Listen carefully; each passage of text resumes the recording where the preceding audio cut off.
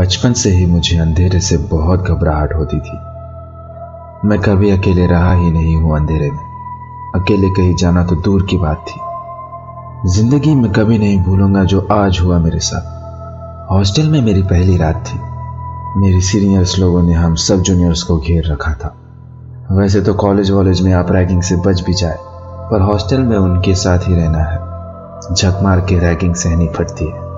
सबको हल्के में जब सीनियर्स ने छोड़ दिया तो मुझे लगा मैं भी बच जाऊंगा, पर मेरी किस्मत ही मनुष्य है। मेरे टाइम में खड़ूस सीनियर की बारी आई तो जिस चीज का डर था उसने वही करने को दिया। कुएं से पानी लाना था हमें। पूरा शहर जानता है उस कुएं से पानी लाने का मतलब आपकी जिंदगी का बदल जाना। रात को अंधेरे में कॉलेज नहीं भूत बंगला सा दिखता है, और कॉलेज का ग्राउंड किसी कब्रिस्तान जैसा। इसी अंधेरे में मुझे कॉलेज के 2 हॉस्टल, एक ग्राउंड और उसके बाद आने वाली सड़क और फिर मैकेनिकल की बिल्डिंग पार करके उसी कुएं से पानी लेके आना था। हाथ में बॉटल लिए हम जीप में जैसे जैसे हॉस्टल से दूर जाने लगे, रोशनी और लड़कों की आती आवाजें धीरे धीरे कम होने लगी और मेरे धड़कन की आवाज और रफ्तार तेज। डरते डरते हम दूर आ गए और अब दूर तक शांति छाई हुई थी। बस बरसात का मौसम था और धीरे धीरे मेंढक और जिगनुओं की आवाज तेज होती जा रही थी। मैंने दोनों हॉस्टल पार कर ली और अब थोड़ी सी हिम्मत आ गई मुझ में। थोड़ी देर में ग्राउंड भी पार करके अब सड़क पे आ गया था मैं। 1-2 गाड़ियां देख के मेरे जान में जान आई और मैंने आखिरी वो बिल्डिंग भी पार कर वो कुएं के पास से बकेट से पानी खींचा। अपनी बोतल भरते भरते सोच रहा था कि अभी जितनी मुसीबत पार करके यहाँ आया हूँ उतनी ही फिर से पार करके वापस भी जाना है। मेरी बोतल भर गई तो मैं बस अपनी बोतल में ढक्कन लगाने ही वाला था कि जब मेरी नजर कुएं के अंदर गई और मेरी तो जैसे हलक में ही अटक गई। मैंने आव दिखाना था, बोतल पकड़ी और वहां से सीधा हॉस्टल की ओर भागा। मुझे तो अपनी आंखों पे विश्वास ही नहीं हो रहा था जो मैंने वहां नीचे देखा। हॉस्टल पहुंचते ही मैंने सीधा सीनियर को बोतल थमाई और सारी बात बताई। तो सीनियर ने मुझसे पूछा, तू कहाँ का रहने वाला है? नाम क्या है तेरा? और पिताजी का नाम क्या है? मैंने बताया कि अम्बोली गांव पुणे से हूँ और मेरा नाम प्रदीप है और पिताजी मेरे रेलवे में टीसी है, गोविंद राव बापट। इतना सुनते ही वो सीनियर जो अभी कितने गुस्से में था खुशी से मुझसे कहा, अरे मैं भी अम्बोली से हूँ। गोविंद काका का लौंडा है ना तू?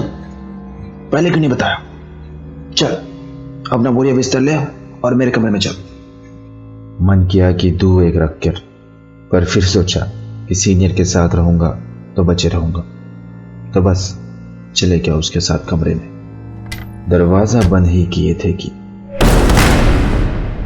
वो दरवाजा खोलने उठा तो पता नहीं मुझे क्या हो गया।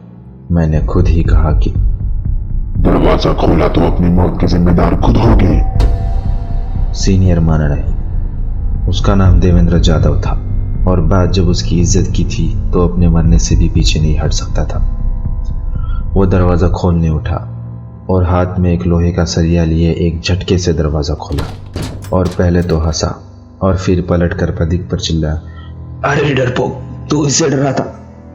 मुझे पता है ये पक्का पांडे ही होगा। तुझे डराने के लिए ऐसे खटखटा के भागा है।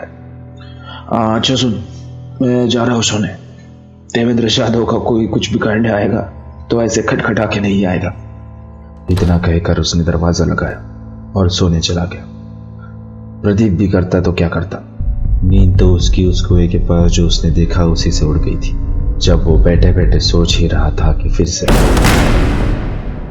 इस बार खुद प्रदीप उठा दरवाजा खोलने और पीछे देखा तो देवेंद्र भी उड़ गया था। प्रदीप ने दरवाजा खोला, बाहर कोई नहीं था। जिसने भी दरवाजा खटखटाया तो उसे यही आसपास होना चाहिए था, क्योंकि प्रदीप ने किसी के दौड़ने की आवाज नहीं सुनी थी। प्रदीप यही देखने बाहर गैलरी की ओर गया और आसपास देखने लगा। वही रूम के अंदर देवेंद्र गुस्से में बैठा है, सोच रहा था कि जो भी ये हरकतें कर रहा है उसकी सुबह होने के बाद खैर नहीं। कि तभी देवेंद्र के पीछे प्रदीप के बेड के ऊपर से एक आवाज आई, खटखटाना तो एक बहाना है सर। मैं जब चाहूं जहाँ चाहूं आ सकता हूँ। देवेंद्र इस आवाज को अच्छी तरह पहचानता था। वो कांपते हुए धीरे धीरे पीछे पलटा और देखा कि प्रदीप के बेड के पास एक दूसरा प्रदीप बैठा हुआ। ये देख देवेंद्र का चेहरा खौफ से पीला पड़ गया।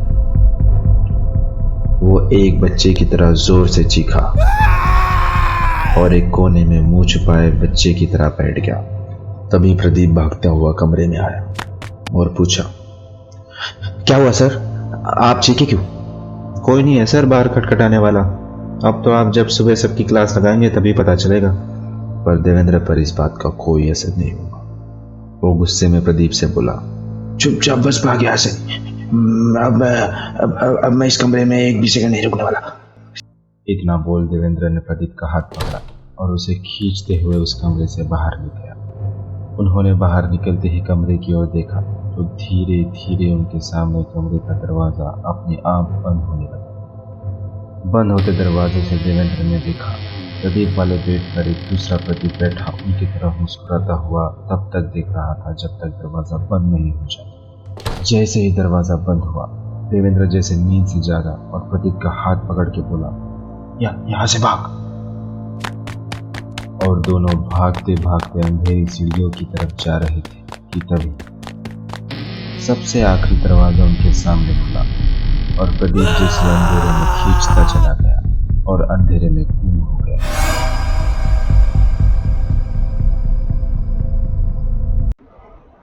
अगर आपको हमारी कहानियां पसंद आई तो लाइक कीजिए, सब्सक्राइब कीजिए और हाँ, बेल आइकन दबाना मत भूलिएगा।